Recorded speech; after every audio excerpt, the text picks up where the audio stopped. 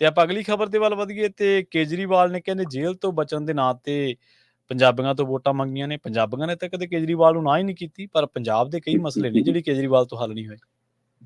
ਨਹੀਂ ਦੇਖੋ ਪ੍ਰਵੀਨ ਜੀ, ਅਰਵਿੰਦ ਕੇਜਰੀਵਾਲ 2 ਦਿਨਾਂ ਦੇ ਪੰਜਾਬ ਦੇ ਦੌਰੇ ਤੇ ਨੇ, ਔਰ ਆਪਾਂ ਇਹ ਗੱਲ ਬਹੁਤ ਪਹਿਲਾਂ ਦਰਸ਼ਕਾਂ ਨਾਲ ਸਾਂਝੀ ਕਰ ਲਈ ਸੀ ਕਿ ਉਹ ਜਲਦੀ ਅੰਮ੍ਰਿਤਸਰ ਆਉਣਗੇ।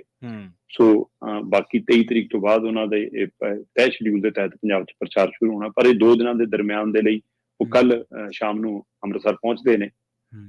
ਮੁੱਖ ਮੰਤਰੀ ਭਗਵੰਤ ਮਾਨ ਹੋਰਾਂ ਦੇ ਨਾਲ, ਕੁਲਦੀਪ ਧਾਲੀਵਾਲ ਹੋਰਾਂ ਦੇ ਨਾਲ ਤੇ ਹੋਰ ਲੀਡਰਾਂ ਦੇ ਨਾਲ, ਵਰਕਰਾਂ ਦੇ ਨਾਲ ਸੱਚਖੰਡ ਸ੍ਰੀ ਦਰਬਾਰ ਸਾਹਿਬ ਜਾਂਦੇ ਨੇ, ਅਰਦਾਸ ਜੋਦੜੀ ਕਰਦੇ ਨੇ ਤੇ ਉਸ ਤੋਂ ਬਾਅਦ ਦੁਰਗਿਆਣਾ ਮੰਦਿਰ ਮੱਥਾ ਟੇਕਦੇ ਨੇ ਤੇ ਫਿਰ ਕੁਲਦੀਪ ਧਾਲੀਵਾਲ ਦੇ ਲਈ ਵੋਟਾਂ ਮੰਗਣ ਦੇ ਲਈ ਟੈਂਪੂ ਦੀ ਛੱਤ ਤੇ ਚੜ ਜਾਂਦੇ ਨੇ ਤੇ ਬਕਾਇਦਾ ਰੋਡ ਸ਼ੋਅ ਹੁੰਦਾ ਹੈ। ਰੋਡ ਸ਼ੋਅ ਦੀ ਮਹਾਰਤ ਹੈ ਇਹਨਾਂ ਕੋਲ, ਪਰ ਇਸ ਰੋਡ ਸ਼ੋਅ ਦੇ ਕੁਝ ਮਹੀਨੇ ਨੇ ਜੀ। ਅਰਵਿੰਦ ਕੇਜਰੀਵਾਲ ਨੇ ਪੰਜਾਬ ਦੇ ਵਿੱਚ ਆਪਣੇ ਆਪ ਨੂੰ ਵਿਚਾਰੇ ਦੇ ਵਿਕਟਮ ਵਜੋਂ ਪੇਸ਼ ਕੀਤਾ ਤੇ ਉਹਨਾਂ ਨੇ ਭਗਵੰਤ ਮਾਨ ਦੀ ਸਰਕਾਰ ਦੇ ਕਾਰਜਾਂ ਦੇ ਹਵਾਲੇ ਨਾਲ ਵੋਟ ਮੰਗਣ ਦੀ ਬਜਾਏ ਆਪਣੇ ਆਪ ਨੂੰ ਕੁਰਬਾਨੀਆਂ ਦਾ ਪੁੰਜ ਦਿਖਾ ਕੇ ਵੋਟ ਮੰਗੀ ਕਿ ਦੇਖੋ ਮੈਨੂੰ ਅੰਦਰ ਧੱਕਤਾ, ਮੈਨੂੰ 15 ਦਿਨ ਇਨਸੂਲਿਨ ਨਹੀਂ ਦਿੱਤੀ, ਮੇਰੇ ਨਾਲ ਧੱਕਾ ਕੀਤਾ ਕਿਉਂਕਿ ਮੈਂ ਤੁਹਾਡੀ ਲੜਾਈ ਲੜਦਾ, ਮੈਂ ਤੁਹਾਡੇ ਲਈ ਕੁਝ ਕਰਨਾ ਚਾਹੁੰਦਾ, ਤਾਂ ਕਰਕੇ ਮੈਨੂੰ ਭਾਜਪਾ ਅੰਦਰ ਸਿੱਟ ਰਹੀ ਆ।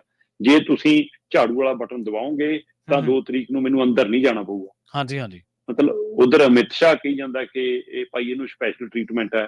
ਸੁਪਰੀਮ ਕੋਰਟ ਕਹਿੰਦੀ ਤੁਸੀਂ ਸਾਡੇ ਤੇ ਚਰਚਾ ਕਰਦੇ ਹੋ, ਸਾਡੇ ਤੇ ਸਵਾਲ ਖੜਾ ਕਰਦੇ ਹੋ, ਸਵਾਗਤ ਹੈ ਇਹਦਾ, ਪਰ ਅਸੀਂ ਕੋਈ ਸਪੈਸ਼ਲ ਟ੍ਰੀਟਮੈਂਟ ਨਹੀਂ ਦਿੱਤੀ। ਅਸੀਂ ਸਪਸ਼ਟ ਕਿਹਾ ਕਿ ਭਾਈ 2 ਤਰੀਕ ਨੂੰ ਸਰੈਂਡਰ ਕਰਨਾ ਪੈਣਾ ਤੇ ਉਹ ਸਰੈਂਡਰ ਕਰਨਾ ਪੈਣਾ। ਪਰ ਫਿਰ ਅਰਵਿੰਦ ਕੇਜਰੀਵਾਲ ਕਿਸੇ ਦਾ ਹੱਥੇ ਕਹੀ ਜਾਂਦੇ ਕਿ ਜੇ ਮੈਨੂੰ ਵੋਟਾਂ ਪਾ ਦੋਗੇ ਫਿਰ 2 ਤਰੀਕ ਨੂੰ ਅੰਦਰ ਨਹੀਂ ਜਾਣਾ ਪੈਣਾ ਜੀ। ਕੇਸ ਨੇ ਆਪਣੇ ਢੰਗ ਨਾਲ ਚੱਲਣਾ ਨਾ ਹੁਣ ਤਾਂ। ਹਾਂ, ਜਾਂ ਤਾਂ ਇਹ ਸੋਚਦੇ ਆ ਕਿ 4 ਤਰੀਕ ਨੂੰ ਨਤੀਜੇ 'ਚ ਸਾਡੇ ਪੱਖ ਵਾਲੇ ਆ ਗਏ ਫਿਰ ਅਸੀਂ ਈਡੀ ਨੂੰ ਆਪਣੇ ਹਿਸਾਬ ਨਾਲ ਘੁਮਾ ਲਾਂਗੇ ਪੁੱਠੇ ਪਾਸੇ ਨੂੰ। ਇਹ ਹੋ ਸਕਦਾ ਕਿ ਇਹ ਤਰੀਕਾ ਹੋਵੇ, ਸੋ ਇਸ ਲਈ ਉਹ ਵੋਟਾਂ ਮੰਗਦੇ ਹੋਣ। ਪਰ ਉਹਨਾਂ ਨੇ ਇਹ ਵੀ ਕਿਹਾ ਕਿ ਮੈਂ ਤੁਹਾਡੇ ਲਈ ਮੁਹੱਲਾ ਕਲੀਨਿਕ ਬਣਾਏ, ਅਸੀਂ ਹਸਪਤਾਲ ਬਣਾਤੇ, ਅਸੀਂ ਜੀ ਸਕੂਲ ਕਰਤੇ, ਅਸੀਂ ਪਾਣੀ ਬਿਜਲੀ ਦੇਤਾ ਜੀ, ਇਸ ਲਈ ਮੈਨੂੰ ਅੰਦਰ ਤੱਕਦਾ। ਕੀ ਮੇਰਾ ਕਹਿੰਦੇ ਇਹ ਕਸੂਰ ਹੈ? ਪਰ ਇਹਨਾਂ ਹਵਾਲਿਆਂ ਨਾਲ ਵੋਟਾਂ ਮੰਗਦਿਆਂ ਉਹਨਾਂ ਦਾ ਰੋਡ ਸ਼ੋਅ ਤੈਅ ਥਾਂ ਤੋਂ 150 ਮੀਟਰ ਪਹਿਲਾਂ ਕਿਉਂ ਖਤਮ ਹੋ ਗਿਆ ਇਹ ਪੰਜਾਬ ਜਾਣਨਾ ਚਾਹੁੰਦਾ। ਜਿੱਥੇ ਤੱਕ ਰੋਡ ਸ਼ੋਅ ਜਾਣਾ ਸੀ ਪ੍ਰਵੀਨ ਜੀ, ਉਹ ਤੋਂ 150 ਤੋਂ 200 ਮੀਟਰ ਪਹਿਲਾਂ ਇਹ ਕਹਿ ਕੇ ਰੋਡ ਸ਼ੋਅ ਖਤਮ ਕਰਤਾ ਕਿ ਬਹੁਤ ਭੀੜ ਹੈ, ਅੱਗੇ ਔਖਾ ਹੋ ਜਾਊਗਾ, ਆਪਾਂ ਇੱਥੇ ਖਤਮ ਕਰ ਦੂ। ਤੇ ਕੇਜਰੀਵਾਲ ਜੀ ਨੇ 150 ਮੀਟਰ 160-70 ਮੀਟਰ ਪਹਿਲਾਂ ਹੀ ਆਪਣਾ ਭਾਸ਼ਣ ਦਿੱਤਾ ਤੇ ਉਸ ਤੋਂ ਬਾਅਦ ਰੋਡ ਸ਼ੋਅ ਖਤਮ ਜੀ। ਹੁਣ ਇਹਦੇ ਕੀ ਮਾਇਨੇ ਨੇ? ਕਿ ਪੰਜਾਬ ਦੇ ਮਸਲਿਆਂ ਤੋਂ ਭੱਜੇ ਨੇ ਜਾਂ ਪੰਜਾਬ ਦੇ ਇੱਕ ਲੀਡਰ ਦੇ ਸਵਾਲਾਂ ਤੋਂ ਭੱਜੇ ਨੇ? ਪ੍ਰਵੀਨ ਜੀ 150-200 ਮੀਟਰ ਦੀ ਦੂਰੀ ਤੇ ਉਹ ਥਾਂ ਸੀ ਜਿੱਥੇ ਜਾ ਕੇ ਰੋਡ ਸ਼ੋਅ ਖਤਮ ਹੋਣਾ ਸੀ, ਔਰ ਉੱਥੇ ਕੁਬਰ ਵਿਜੇ ਪ੍ਰਤਾਪ ਕੇਜਰੀਵਾਲ ਤੇ ਭਗਵੰਤ ਮਾਨ ਦੇ ਸਵਾਗਤ ਲਈ ਖੜੇ ਸੀ। ਹੁਣ ਉਹਦੇ ਸਵਾਗਤ ਵਾਲੇ ਫੁੱਲਾਂ ਵਾਲੇ ਹਾਰਾਂ ਤੋਂ ਡਰ ਲੱਗਦਾ ਸੀ ਕਿ ਉਹਦੇ ਸਵਾਲਾਂ ਤੋਂ ਡਰ ਲੱਗਦਾ ਸੀ ਜੀ, ਹੈ ਨਾ? ਕੀ ਕੇਜਰੀਵਾਲ ਨੂੰ ਡਰ ਲੱਗਦਾ ਸੀ ਕਿ ਇੱਕ ਵਾਰ ਫੇਰ ਬੇਅਦਬੀ ਦਾ ਸਵਾਲ ਜੇ ਚੋਣਾਂ 'ਚ ਉੱਠਿਆ ਤਾਂ ਮੇਰੇ ਲਈ ਮੁਸ਼ਕਲ ਹੋਊਗੀ?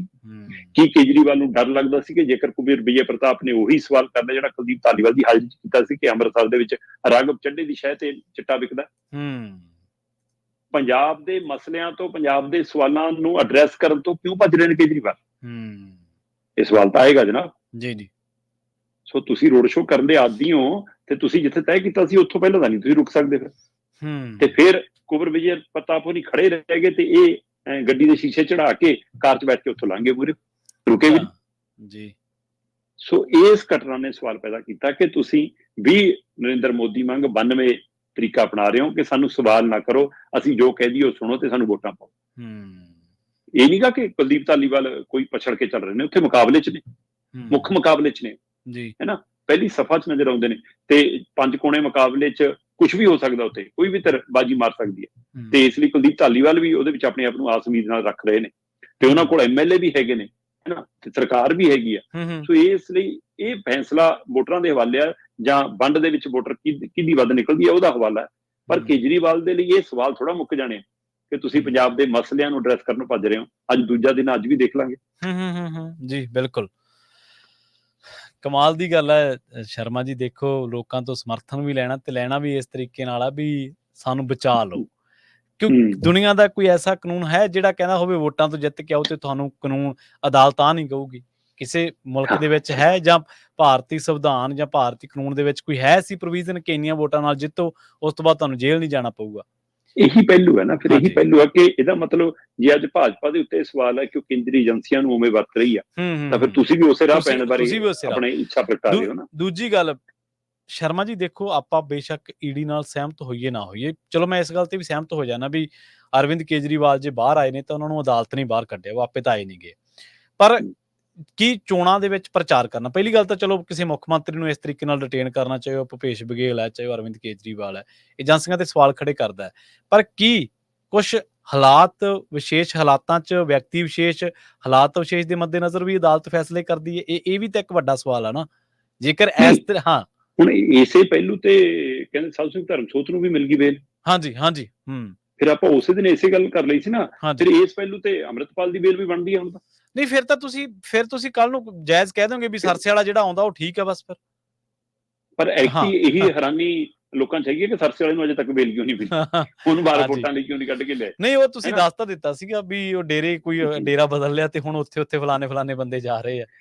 ਪਰ ਪ੍ਰਵੀਨ ਜੀ ਸਵਾਲ ਇਹ ਹੈ ਕਿ ਇਹ ਖਦਸ਼ਾ ਕਾਨੂੰਨ ਦੀ ਪਾਲਣਾ ਕਰਨ ਵਾਲੀਆਂ ਧਿਰਾਂ ਦਾ ਵੀ ਵੱਧ ਰਿਹਾ ਹੈ ਕਿ ਜੇਕਰ ਇਹ ਫਾਰਮੂਲਾ ਹੋਇਆ ਤਾਂ ਹਰੇਕ ਵਿਅਕਤੀ ਜੇਲ੍ਹ ਚ ਅੰਦਰ ਬੈਠਾ ਤੋਂ ਕਾਗਜ਼ ਭਰਵਾ ਲਿਆ ਕਰਨਗੇ ਤੇ ਕਹਿਣਗੇ ਹੁੰਦਾ ਇਹਨੂੰ ਬਾਹਰ ਦੇ ਬਾਹਰ। ਹਾਂਜੀ ਹਾਂਜੀ ਬਿਲਕੁਲ। ਇਹ ਦੇਖੋ ਅਸੀਂ ਕਿਤੇ ਗਾਹੇ ਬਗਾਹੇ ਨਾ ਜਿਹੜਾ ਕਾਨੂੰਨ ਦਾ ਤਵਾਜ਼ਨ ਹੈ ਉਹਦੇ ਤੇ ਚਰਚਾ ਨਹੀਂ ਕਰ ਰਹੇ। ਹਾਲਾਤ ਵਿਸ਼ੇਸ਼ ਕਦੇ ਵੀ ਜੇਕਰ ਹਾਲਾਤਾਂ ਮੁਤਾਬਕ ਕਾਨੂੰਨ ਚੱਲੂਗਾ ਤੇ ਉਹ ਨਹੀਂ ਸਹੀ। ਉਹਨੇ ਈਡੀ ਨੇ ਕੇਜਰੀਵਾਲ ਨੇ ਜੇ ਧੱਕਾ ਕੀਤਾ ਤਾਂ ਵਕੀਲਾਂ ਨੂੰ ਅਦਾਲਤ ਚ ਸਾਬਤ ਕਰਨਾ ਪਊ, ਉਹਨੂੰ ਬਚਾਉਣਾ ਪੈਣਾ। ਹਾਂਜੀ ਉਹ ਜੇ ਉਹ ਧੱਕਾ ਹੈ ਤਾਂ ਉਹ ਕੇਜਰੀਵਾਲ ਦੇ ਲਈ ਰਾਹਤ ਮਿਲਣੀ ਚਾਹੀਦੀ ਹੈ। ਬਿਲਕੁਲ ਪਰ ਉਹ ਪਹਿਲੂ ਅਜੇ ਆਇਆ ਹੀ ਨਹੀਂਗਾ। ਈਡੀ ਨੇ ਤਾਂ ਅੱਜ ਨਵੀਂ ਗੱਲ ਉਹੀ ਗੱਲ ਜਿਹੜੀ ਮਨੀਸ਼ ਸਿਸੋਦੀਆ ਦੇ ਪਹਿਲੂ ਦੇ ਉੱਤੇ ਕਹੀ ਸੀ ਉਹਨਾਂ ਨੇ ਕਿ ਜੀ ਅਸੀਂ ਤਾਂ ਮਤਲਬ ਕਿ ਪਾਰਟੀ ਦੇ ਖਿਲਾਫ ਵੀ ਚਲਾਉਣ ਤਿਆਰੀ ਕਰ ਰਹੇ ਹਾਂ, ਚਾਰਜਸ਼ੀਟ ਪੇਸ਼ ਕਰਨ ਦੀ। ਔਰ ਕੇਜਰੀਵਾਲ ਦੇ ਮਾਮਲੇ 'ਚ ਵੀ ਈਡੀ ਨੇ ਦੁਬਾਰਾ ਦੱਸਿਆ ਕਿ ਅਸੀਂ ਮਨੀ ਲਾਂਡਰਿੰਗ ਮਾਮਲੇ 'ਚ ਕੇਜਰੀਵਾਲ ਤੇ ਆਮ ਆਦਮੀ ਪਾਰਟੀ ਦੇ ਖਿਲਾਫ ਚਾਰਜਸ਼ੀਟ ਦਾਖਲ ਕਰਨ ਜਾ ਰਹੇ ਹਾਂ। ਔਰ ਆਪਾਂ ਬਹੁਤ ਪਹਿਲਾਂ ਹੀ ਗੱਲ ਕਰਦੇ ਰਹੇ ਹਾਂ ਕਿ ਪਾਰਟੀ ਨੂੰ ਵੀ ਪਾਰਟੀ ਬਣਾਉਣ ਦੀ ਤਿਆਰੀ ਹੋ ਰਹੀ ਹੈ। ਸੋ ਇਸ ਲਈ ਜੇ ਈਡੀ ਇਸ ਕਦਰ ਅੱਗੇ ਵੱਧ ਰਹੀ ਆ ਤੇ ਜੇ ਈਡੀ ਕੋਲ ਸਾਬਤ ਨਹੀਂ ਕਰ ਹੋਇਆ ਤਾਂ ਫਿਰ ਕੇਜਰੀਵਾਲ ਵੈਸੇ ਹੀ ਵੱਧ ਜਾਣਗੇ, ਫਿਰ ਲੜਾਈ ਲੜ ਕੇ ਵੱਡੇ ਬਣ ਕੇ ਨਿਕਲਦੇ ਅੰਦਰੋਂ। ਬਿਲਕੁਲ ਜੀ ਜੀ।